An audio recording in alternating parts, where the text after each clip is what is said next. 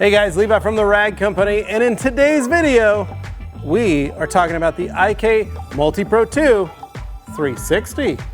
So what are the differences between the previous generation Multi-Pro and the new Multi-Pro 360? Well, the changes are rather drastic.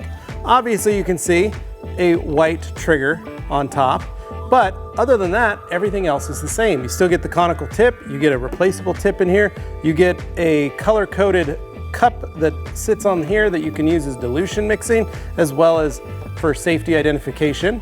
The big change is the fact that it comes with a 360 pickup tube.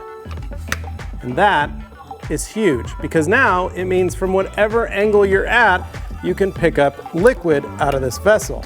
And it comes with the IK's patented technology of the flat base, the injection molded bottle. So these are very strong, sturdy tools. So there you have it, everything you need to know about the Multi-Pro 2 360. Pick one up today, try it out for yourself, and we'll see you on the next one. Thanks for watching.